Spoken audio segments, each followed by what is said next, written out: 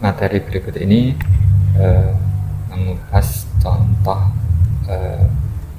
adanya studi kasus, lalu bagaimana seorang develop IT menangani langkah-langkah dalam menyelesaikan studi kasus tersebut untuk dibangun sebuah sistem.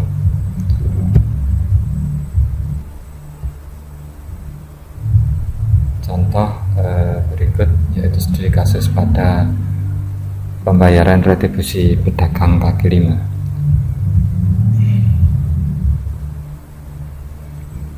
Studi kasusnya dinas retribusi setelah diajakkan interview, di antara poin yang penting yaitu adanya setoran retribusi tidak tertib, adanya rekapitulasi saat dilakukan harian itu tidak bisa langsung dimonitoring. Lalu ada lagi misalkan temuan di lapangan itu ada tugas yang curang, memungut iuran tanpa memberikan karcis. Lalu keinginan dari si pihak dinas yaitu dibuatnya pembayaran secara langsung berupa aplikasi yang bisa menangani retribusi tersebut. Lalu selanjutnya pembayaran tersebut bisa dimonitoring oleh pihak terkait.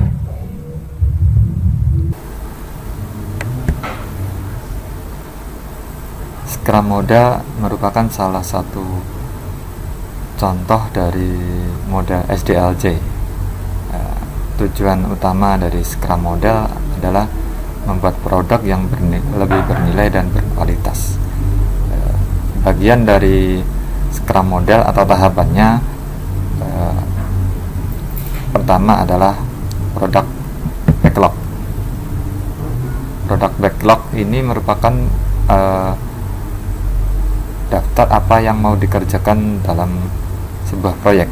Ini tentunya merupakan inputan dari customer yang sudah kita bahas di slide sebelumnya tadi. Setelah produk backlog, ada tahapan task breakdown. Tahapan task breakdown atau sprint backlog ini merupakan bagian-bagian yang dipecah atau breakdown dari produk besar pada backlog.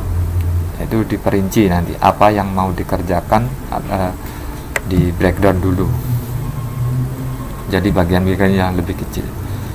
Dan selanjutnya dari bagian-bagian itu akan diuji coba atau dipresentasikan kepada pemilik atau product owner. Nah, tahapan ini bisa dikerjakan secara individu ataupun tim ya.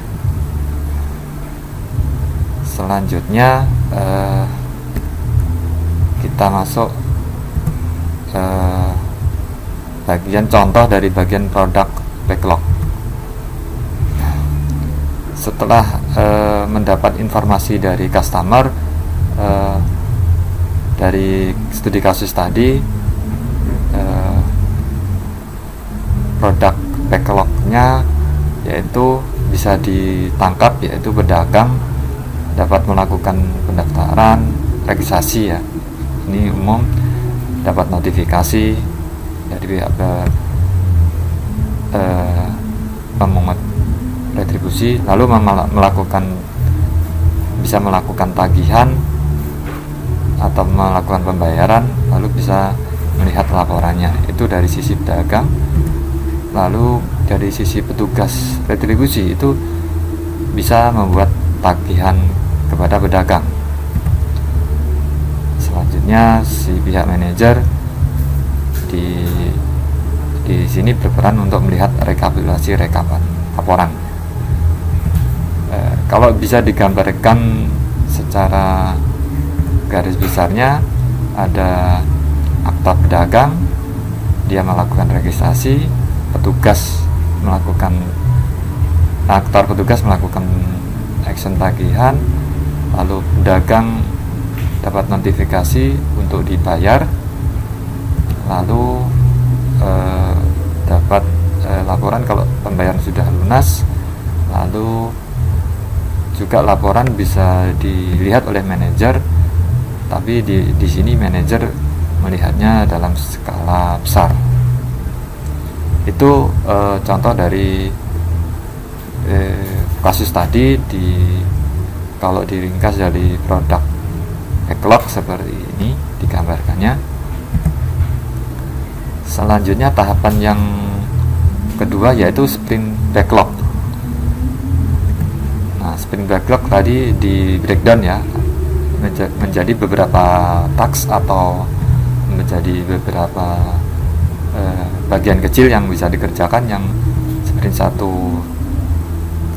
task pedagang, yang kedua bagian task petugas, yang selanjutnya task sprint ketiga bagian manajer ya.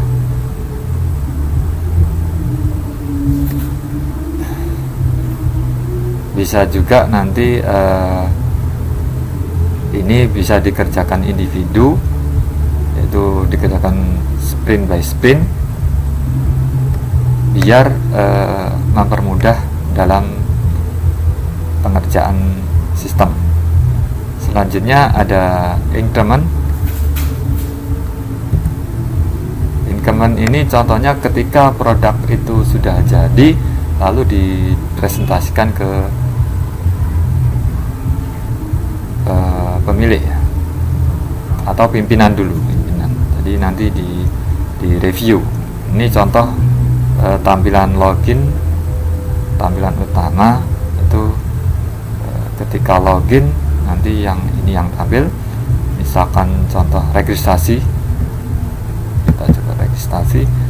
Nanti ini merupakan tampilan form inputan registrasi untuk pedagang, ada email, nama dan sebagainya. Ini registrasi secara umum, ketika diisi dan email, alamat, nama dan sebagainya. Lalu ketika diklik tombol registrasi nanti ada identitas. Di sini ada identitas atau profil dari pedagang.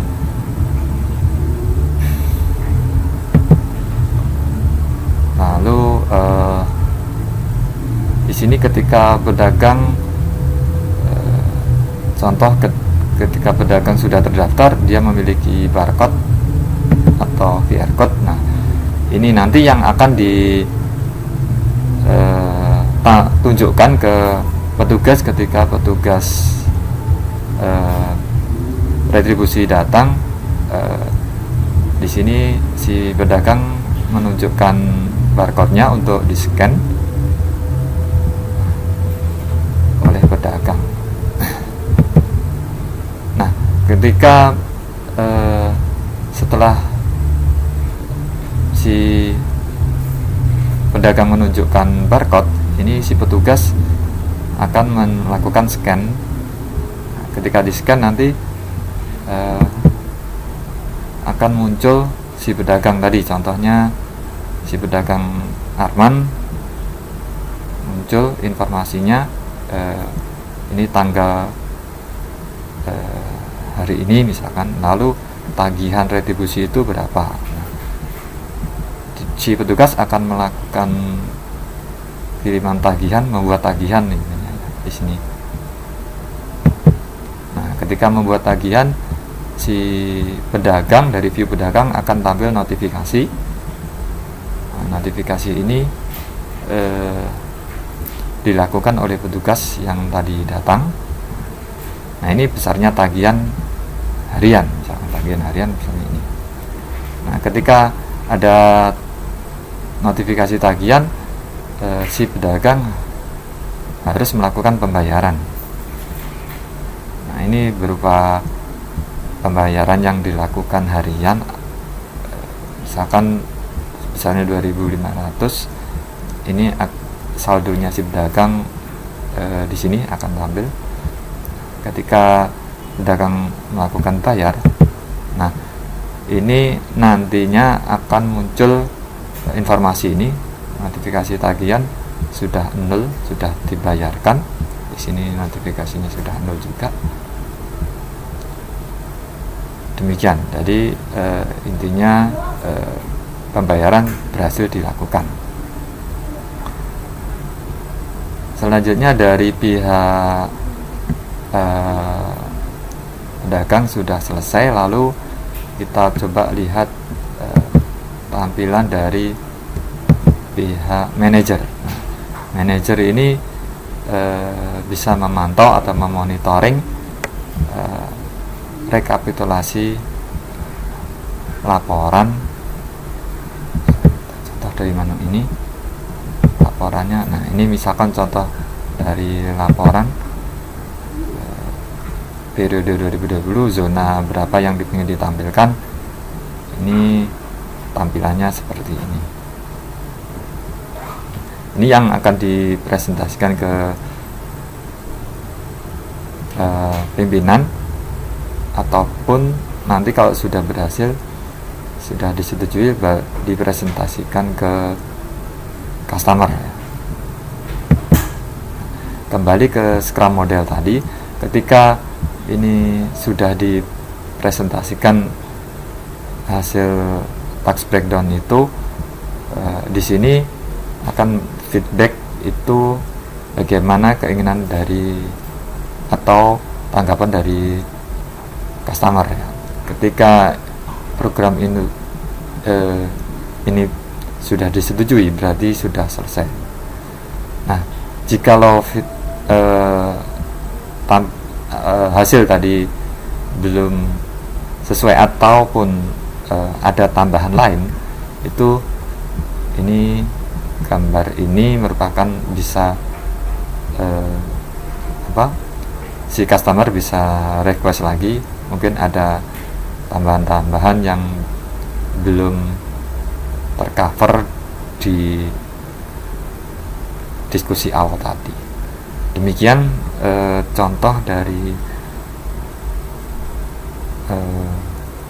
studi kasus dan penyelesaiannya.